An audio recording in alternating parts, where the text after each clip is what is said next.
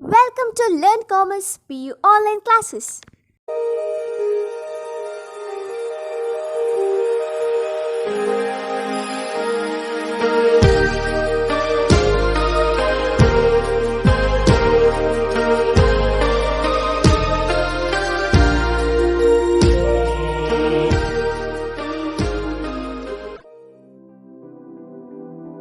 Don't forget to like our video and subscribe our YouTube channel for all the updates. Hello students, welcome to History online class. So we have discussed Mughals and their hegemony over Indian subcontinent, how they ruled India.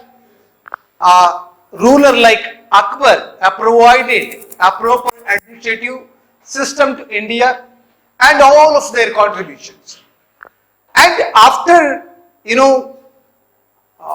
Mughals, there were so many minor kingdoms they came into existence. Because there was no powerful kingdom to control whole India. That's why minor or petty kingdoms came into being. Among such petty kingdoms, the Marathas were one among them. The Marathas, rise of Marathas. Today we have to discuss about the rise of Marathas. Who are these Marathas? Marathas were the people. They belong to Maharashtra and they were a military clan and they were a sort of tribal people. And these Marathas, they were organized under Shivaji. Shivaji, as a leader, he organized a group of people, youngsters, they are the Marathas, and later this Shivaji established a strong kingdom in the southern part of India as against the Muslim kingdom in the north. Especially these Marathas came into being as an against or as an opposite kingdom for the existence of Muslim kingdom in North India. And we have to say Shivaji. Who is this Shivaji? Shivaji is the son of Jijabai and Saji Bhonsle. Jijabai and Sahaji Bhonsle. Sahaji Bhonsle was working under Ahmednagar and Bijapur Sultan. And he had two Jagirs, one at Pune and another at Bangalore. Because he was working as an officer, Jagirdar. And Pune's Jagir was looked after by his wife Jijabai when he was in Bangalore. And this Jijabai, she provided a proper education to Shivaji.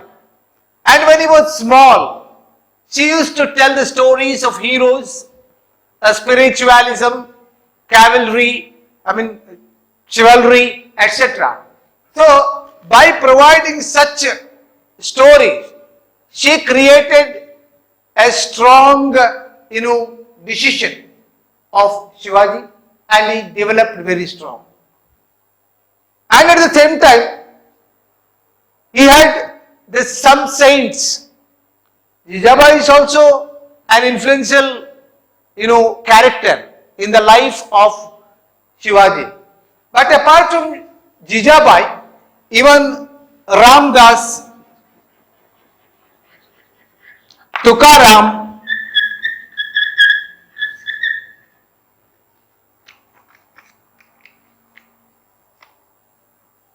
were some other spiritual saints who influenced Shivaji. Because of this influence, Shivaji became very strong. And because of the guidance of these people, he could able to establish Maratha empire. Well, Shivaji, he was born in 16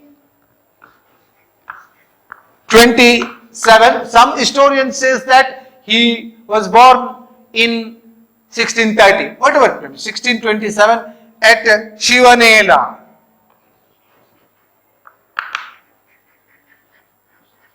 In Maharashtra state, and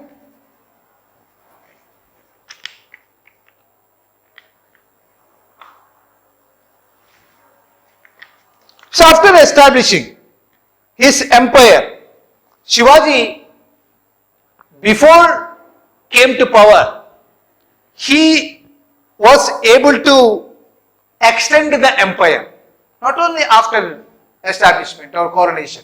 Before to that, he was able to establish a strong empire by conquering some important forts.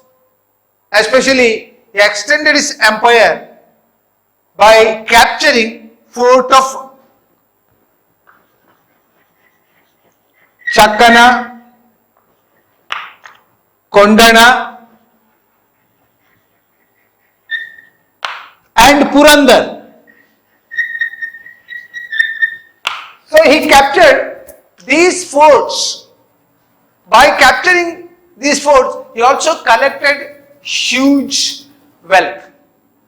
So this wealth and money was used by Shivaji to develop and build up his army, because he needed army to establish a strong empire, and that army needs money. So that money was collected by Shivaji by plundering into these forts. So well, after these forts, he conquered some territories, his achievements. What Shivaji and Afzal Khan. The first battle he fought against him, that is in 1661 Common Era. This Bijapur Sultan sent Afzal Khan to suppress Shivaji, because Shivaji's development was not tolerated by Bijapur and any other kingdom which situated during that period. They never tolerated the rise of Shivaji. So now Bijapur Sultan sent Afzal Khan to suppress him, and Afzal Khan was a gigantic figure. He attacked Shivaji, but during that time, Shivaji was a short fellow, and when Afzal Khan came, and he came to embrace Shivaji, because he was a small figure and Afzal Khan wanted to caught him, and when he embraced Shivaji with his tiger claws, that is the iron claw, tiger claws, he caught the neck of Afzal Khan and killed Afzal Khan there itself. Thus, this plan of Bijapur Sultan was not fulfilled, and Afzal Khan was killed by Shivaji in this battle. Well, after that, Shivaji and Aurangzeb, Mughal ruler Aurangzeb, another battle.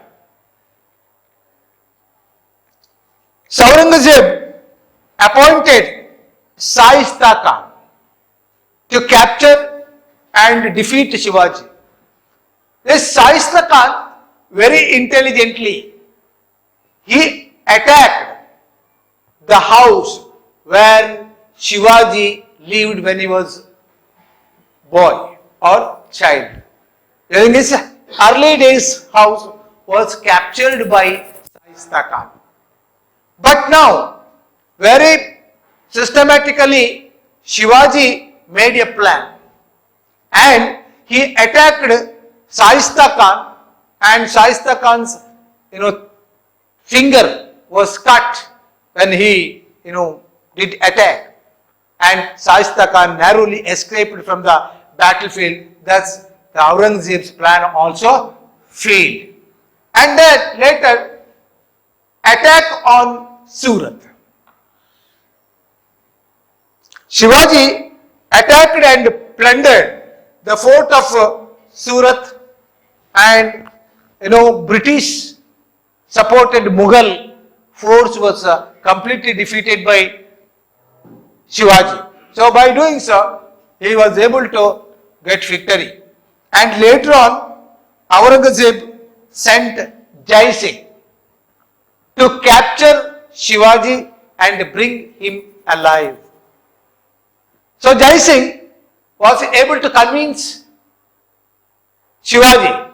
He came to Maharashtra, attacked. No, we can't say it is attack, just met Shivaji and he convinced Shivaji that, the ruler, Aurangzeb, Mughal ruler Aurangzeb wanted to meet him, Shivaji. So he invited Shivaji to there. And what is the plan? Took him alive.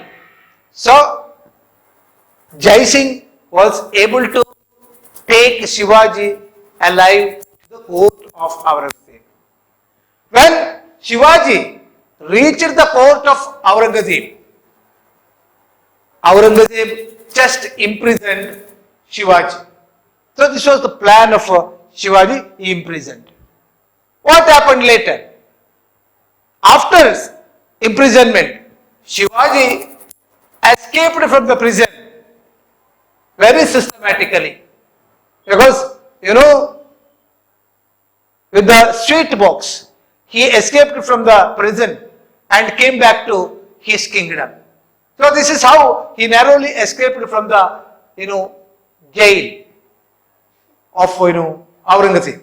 So in this way, he could be able to escape from that and re-establish the empire very systematically.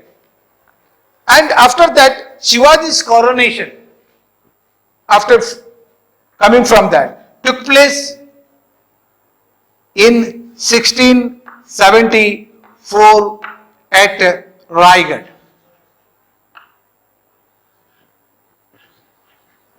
That is Raigad. Coronation ceremony taken place. And Shivaji died in 1680. 1680. Thus, he ruled for a few years like a tiger or a lion. And during this period, he provided very systematic administration. What was his administrative plan? That is the central administration. King, at the apex of the government, he was whole and soul of the government. He controlled each and every power. In order to assist the king, there was a council of ministers, including 8 ministers. The 8 different ministers, they administered the whole administrative system with their responsibility. So this how they distributed various responsibility to the different ministers. And the administrative system elaborated by Shivaji is called Ashtapradhana system. 8 ministers. Ashtapradhana system. So there will be a question, what is Ashtapradhana system? Ashtapradhana system means an administrative system established by Shivaji with the 8 ministers. It's called Ashtapradhana. Who are this Ashtapradhana? That is Peshwa. Peshwa means Prime Minister, is the Chief Minister. Below to King, Prime Minister is the second important person or key person to administer. That is Peshwa. And secondly, Amatya is a finance minister. Finance minister. And third one, Mantri or chronicler. And he used to keep all the records of the day-to-day at the court. So that is Mantri or chronicler.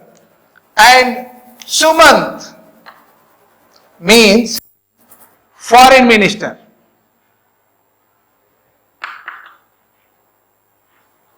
Foreign ministers for international affairs used to administer. And Sachiva. Sachiva is a royal correspondence.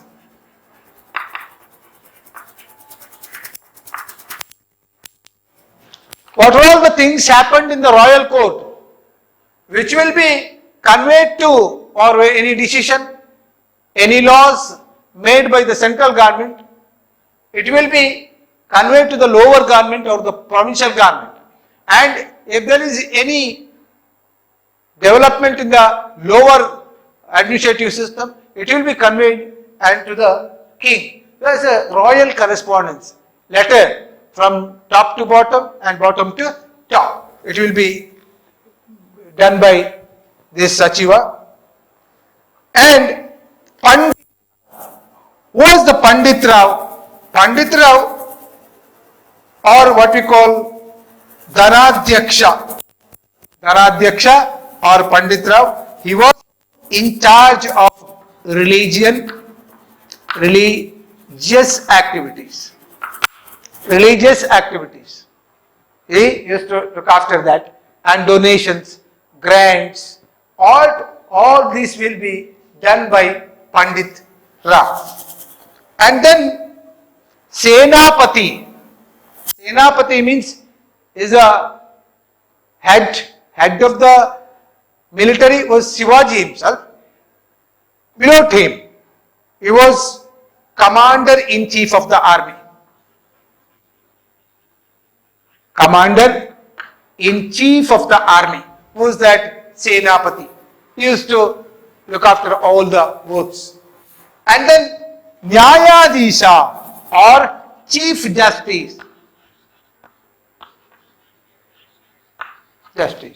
So all these works related to judicial system looked after by Nyayadisha. So in this way, all these 8 ministers or Ashtapradhana system, they looked after various responsibilities, and by doing so, very systematic administration was provided by, Shivaji during that period. So apart from this central government, we can see the provincial government. In the provincial level, Shivaji divided the kingdom into 4 provinces.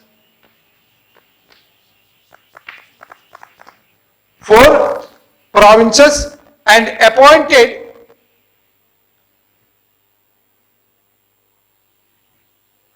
viceroy called, or these 4 provinces were called Swaraj. So there will be a question, what is Swaraj? Swaraj means 4 provinces, and each provinces were put under the charge of a person called Viceroy or Sar Deshmukh. Sar Deshmukh. He was in charge of Swaraj, that is Viceroy.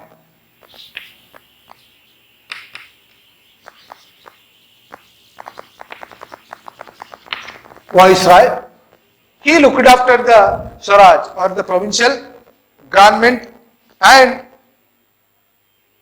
this Swaraj further divided into number of prans. That is the central government or empire divided into 4 Swaraj, and this Swaraj further divided into prans.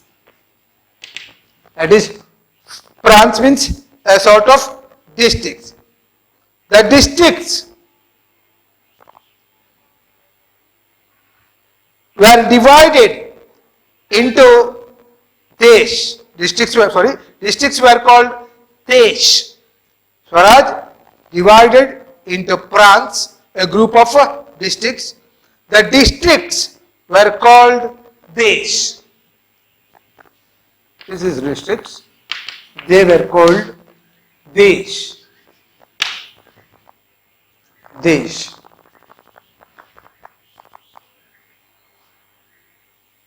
And districts and head of the districts were Deshpande.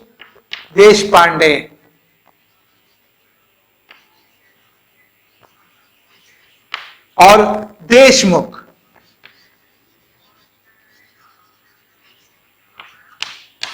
Deshmukh or Deshpande is the head of the district or Desh. Further, districts were again divided into Paraganas. That is Paraganas, various Paraganas. And they were looked after by the officials called Desai.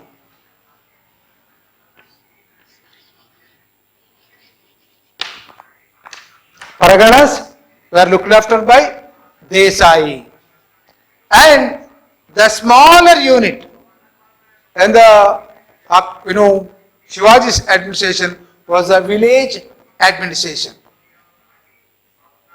So this village assembly, they looked after the administration of village. This is the very systematically they done the civil administration. Coming to the revenue administration.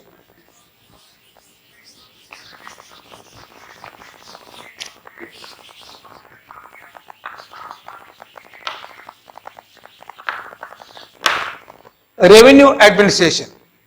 Shivaji classified the land according to the fertility of the soil and yield. How he divided? According to the fertility and how much yield a particular land gives. On the basis of that, he divided the whole land and revenue was fixed 30% of the produce. 30% of the produce. Suppose in a particular land 10 quintals paddy grown, then 3 quintals should be given to the state share. So the 30% of the total produce fixed as the land tax. But later this tax increased from 30% to 40%. 30% to 40%. That is increased. And Shivaji collected 2 other tax. Apart from this land tax, he collected 2 other taxes or military contributions. They were called Chaut and Sardeshmukh. Chaut and Sardeshmukh. So there will be a question, what are the taxes collected by Shivaji? Or what are the 2 special taxes collected by Shivaji? That is Chaut and Sardeshmukh. What is the Chaut? The Chaut is a tax collected from the neighboring area of Shivaji's kingdom, which were not under the direct rule of Shivaji. Chaut means a tax collected by Shivaji from a land which was not directly under his control. So that tax is called Chaut. The Chaut is an important tax. And that was 1/4 of their land revenue. How much they are giving land revenue? 30 or 40%. Then they should give the fraction of that 30 or 40% as a Chaut. And another tax, that is, and this Chaut, why that collection was done?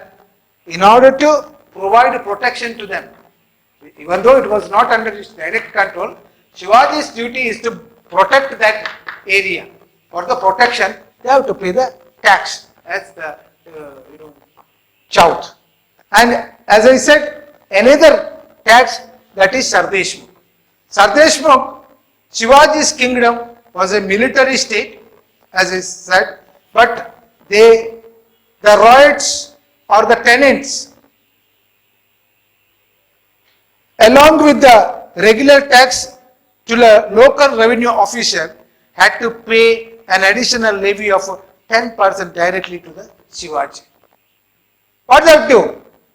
In the administration of Shivaji, direct administration, there is a kingdom. But for that, Shivaji used to collect from the officials. Official used to collect 30% or 40%.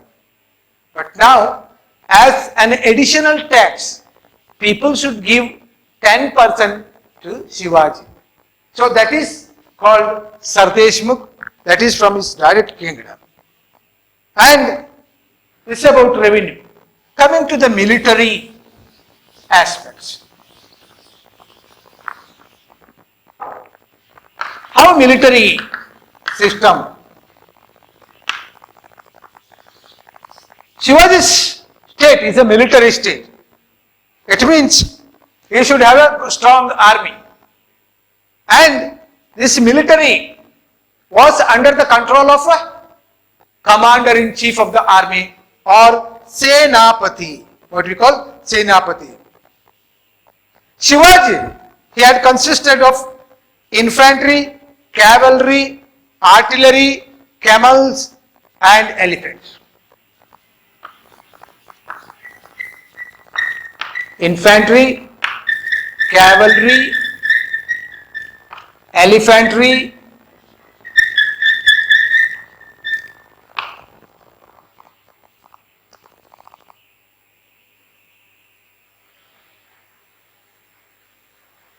and camels. So this is the strength of Shivaji, and infantry was specially trained in guerrilla wars. Seek and hide and seek game, you might have seen. And these guerrillas are also fighting against their enemies by using these tactics, that is the guerrilla warfare, or they fought in the mountain area. Soldiers were not permitted to take women to the battlefield. They were not ill-treat women, merchants, Brahmins, cows and agriculture. So this was done, and there were several posts in the military, that is Naiks, Havaldars, Jamaldars, Hazaris and others. Even Panchazari, like so many other posts were also there, but still nearly he also possessed navy. Shivaji possessed navy. Nearly 200 ships were under control. Kanoji Angre was the famous admiral of the Maratha period. Kanoji Angre. And the judicial system, as we said, king was the highest judicial power, but there was a civil cases were decided by village panchayat and criminal cases by the district officials and governors. And there was a person at the apex judicial, as you know, Nyayadhisha, the chief justice. He looked after all the works. So in this way, very systematically he organized the administration. This was a very good example during the medieval period for the administrative system. And this is what Marathas, their contribution, their administrative system, and Shivaji as a personal, how he organized the state. But after Shivaji, a Maratha state continued under the leadership of Peshwas. The three important Peshwa, Balaji Bajirao, Balaji Vishwanatha and Bajirao the second, they continued kingdom to some extent, later confederation of Marathas and all. So this is about Marathas. Thank you very much. Don't forget to like our video and subscribe our YouTube channel for all the updates.